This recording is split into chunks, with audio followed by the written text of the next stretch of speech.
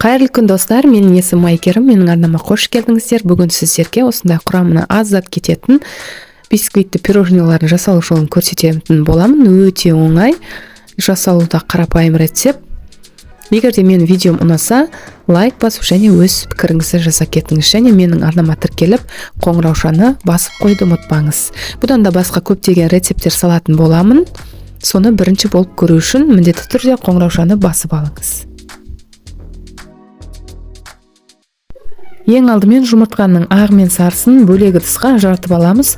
Тура осы видеодағыдай қылып.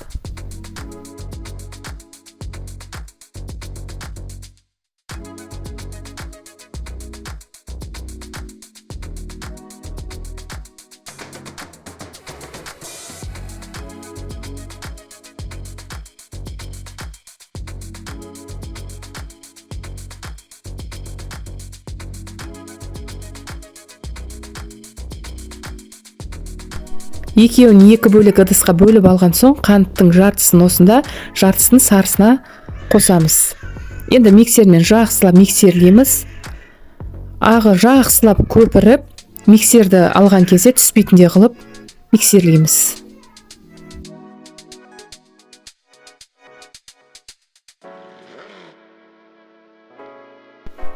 Аз ғана тұз қосып жібереміз.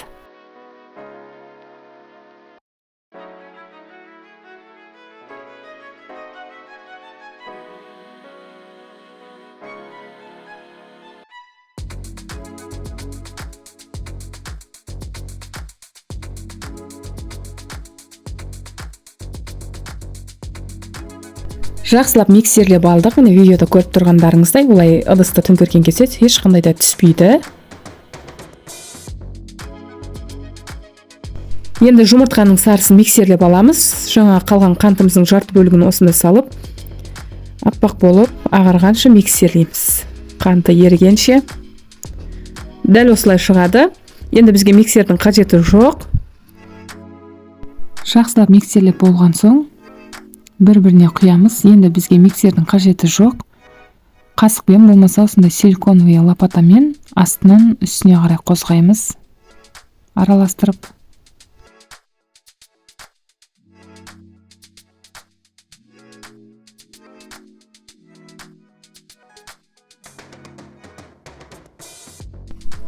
Енді өзімізге қажетті сұйық майды құямыз.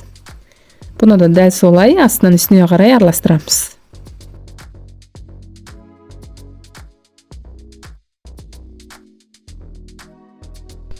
Енді құрғақ заттардың барын біріктіріп, яғни разрыхитель, жаңағы ұн, осының бәрін бірге араластырып, осылай міндетті түрде електен өткізіп аламыз. Бұны да осылай күрекшенің көмегімен астынан үстіне қарай араластырамыз. Барлығы бір келкі етіп араласқанша.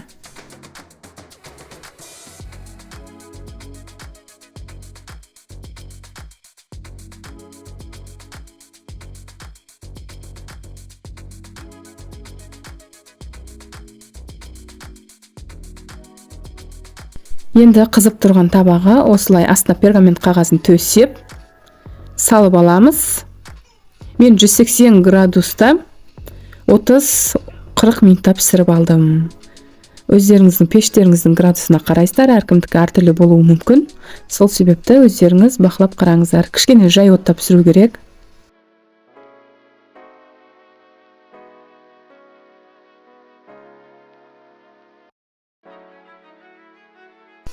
Бисквитіміздің пирожныйы дайын болды. Дәл осылай ортасынан бөліп алсаңыздар болады. Көріп тұрғандарыңыздай өте жұмсақ, әдемі болып шыққан. Енді арасына сүтті осылай жағып жібереміз, крем жақпастан бұрын.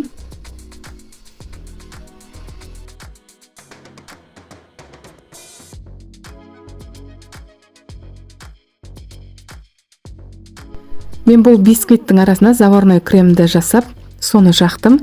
Бұл заварной кремнің қалай жасалу керектігін осы менің YouTube каналымда бар. Сол жерден көре аласыздар. Осы жерге сілтемесін белгілеп кетемін. Сол арқылы көрсеңіздер болады. Өте оңай, әрі үйдегі бар заттардан жасалатын қарапайым крем. Кәдімгі кремдерден ешқандай айырмашылығы жоқ. осындай бисквиттердің арасына, болмаса медовый торттардың арасына жақсаңыздар өте күшті шығады. Ал мен мынаның беткі жағына кішкене шоколад қосып дәл осылай жақтым.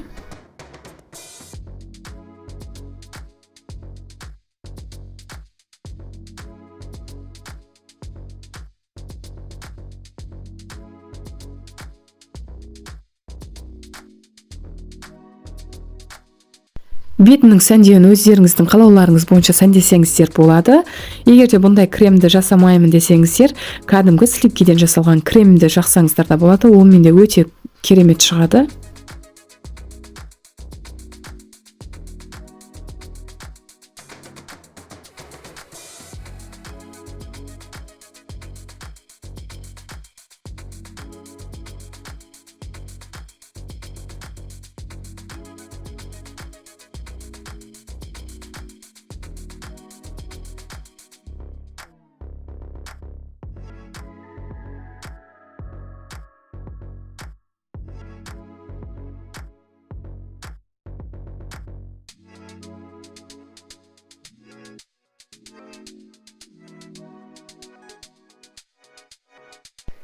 Видеоны соңына дейін көргеніңіз үшін рахмет. Егер де менің арнама тіркелмеген болсаңыз, тіркеліп алуды ұмытпаңыз. Және лайк басып өз пікіріңізді осы видеоның астына жаза кетіңіз.